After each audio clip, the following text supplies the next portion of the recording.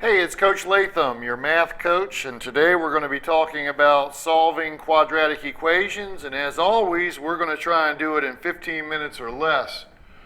First thing we need to do is make sure that we understand the difference between a linear and a quadratic equation. What I have up here on the left side of the board is a series of linear equations. They never have variables with exponents bigger than the 1. In other words, you don't see any exponents written. And when you graph a linear equation, they always graph as a straight line. Now, we've done a lot of work with linear equations so far this year.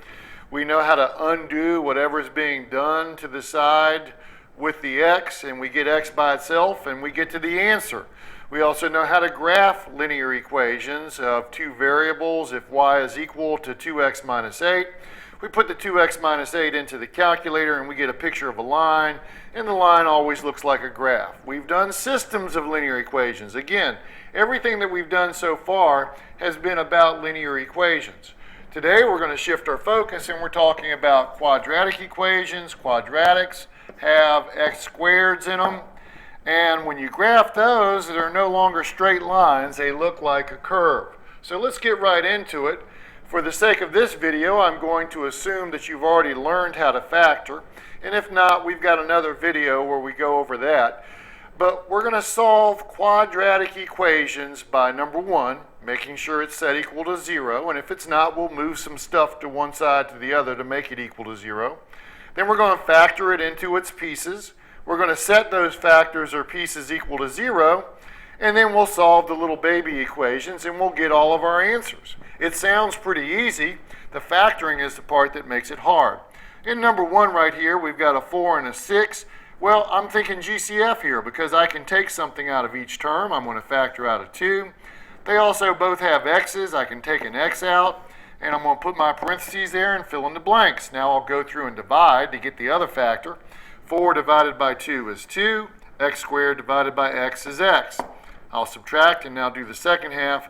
6 divided by 2 is 3, and x divided by x is going to cancel out. So I have it broken down into factors.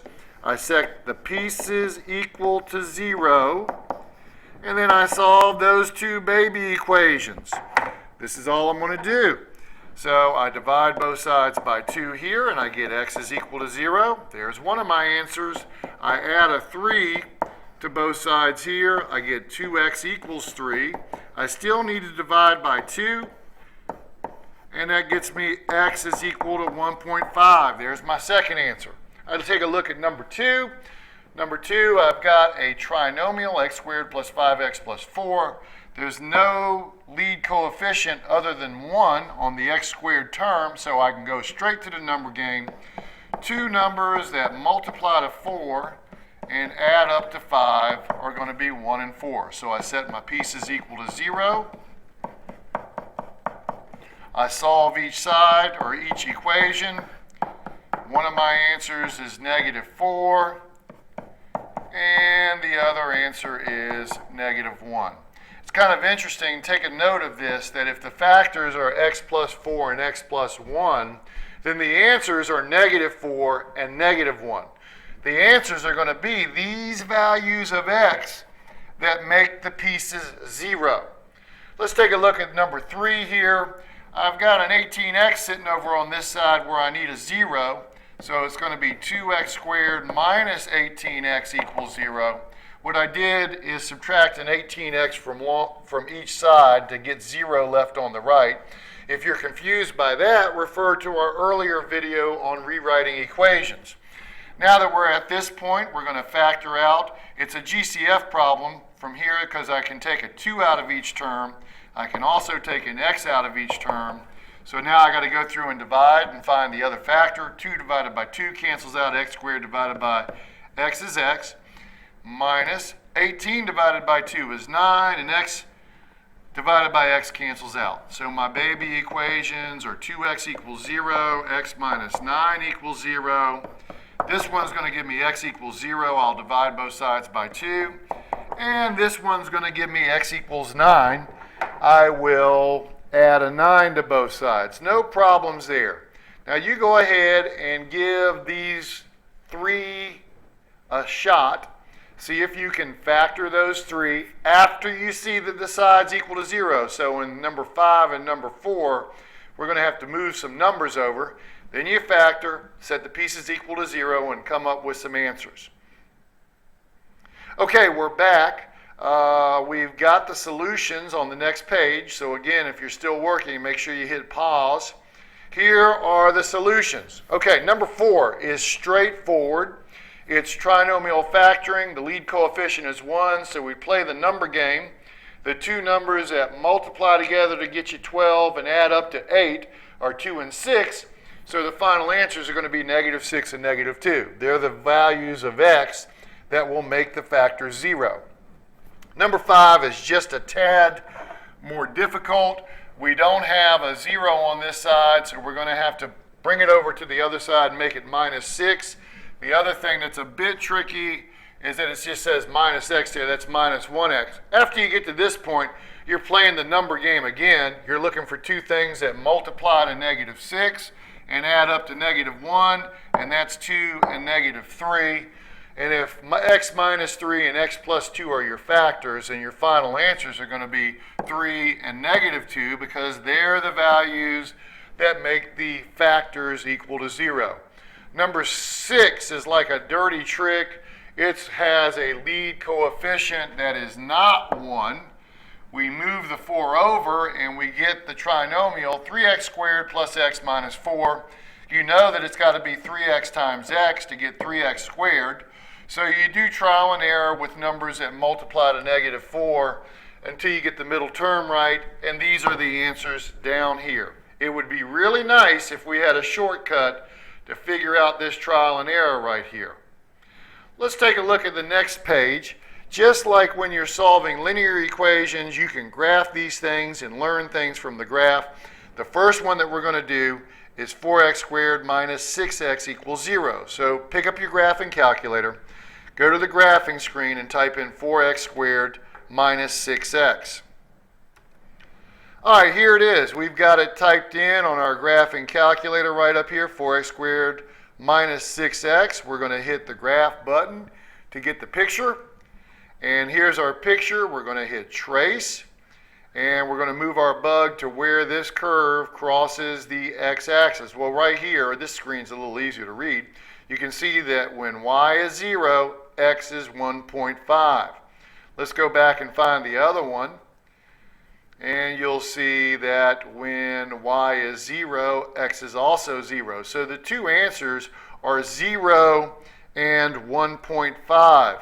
Now, if we go back a couple screens, you'll see that this is the exact same thing that we got when we worked out the problem before. We got 0 and 1.5. So if you don't go through and factor it and set the pieces equal to 0 to get the two answers, the other way that you can get the answer is to simply graph it on your graphing calculator and compare your answers. Now, what I'd like for you to do is try number 2 and number 3 on your own. Write down whatever answers you get. Where does the curve cross the x-axis? And then we'll come back and check them. Okay, here's our first one. We've got x squared plus 4x plus 4 typed into our graphing screen. We're going to go ahead and hit graph.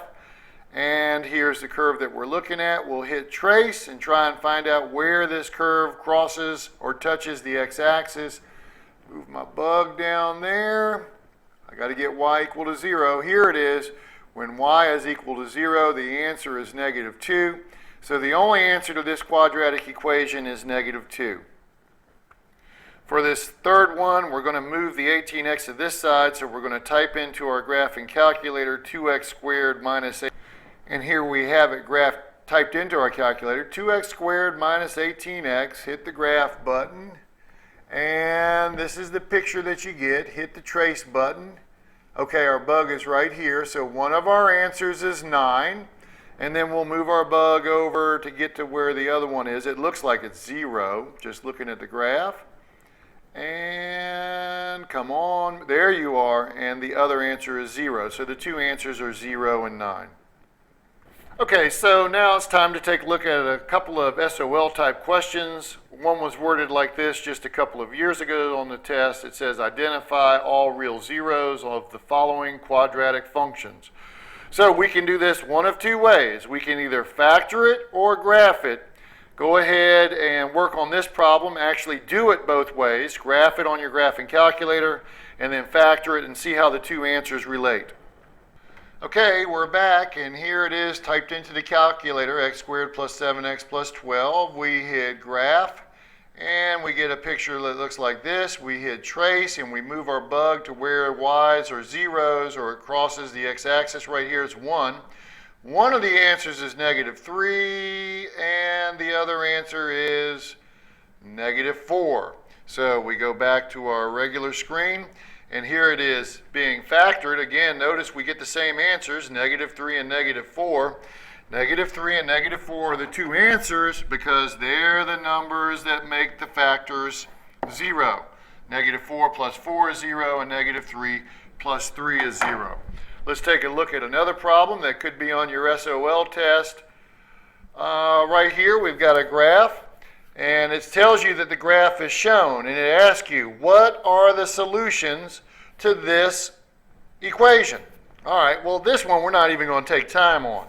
The solutions are going to be where it crosses the x-axis.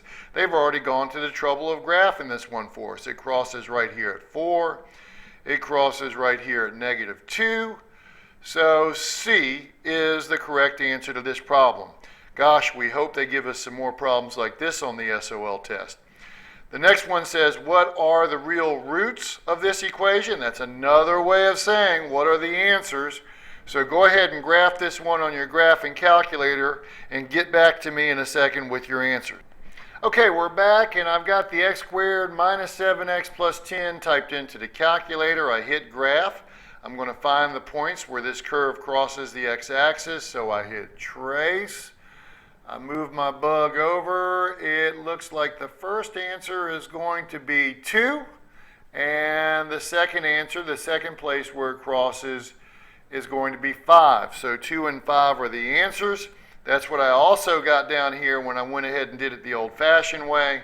I set it equal to 0 and factored it, and I got 2 and 5 also, which means that the factors are x minus 5 and x minus 2. So 2 and 5 are the answers.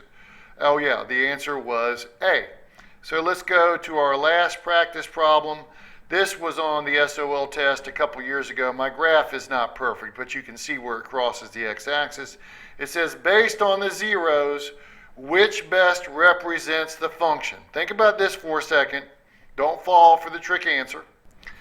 Okay, I'm back, and hopefully by now that you've made the connection between factors and solutions. Obviously, looking at this graph, the two solutions are 1 and 3. Those are the places where the curve crosses the x-axis. If the answers are 1 and 3, then we know that one of the factors has got to be x minus 1, and that another factor has to be x minus 3. Because 1 minus 1 is 0 and 3 minus 3 is 0. That's what it means to be the solution or the zero of the function. So we're looking for one of these four answers that includes those as factors. The only one that does is D, so D is going to be your answer. I hope this has helped you. This is basically everything you need to know about quadratic equations to just have success on the SOL test. Please make sure that you know how to factor. Again, that's the number one skill that's involved in this, and we apply this skill of factoring to solve quadratic equations. So make sure you keep studying and do well on the test.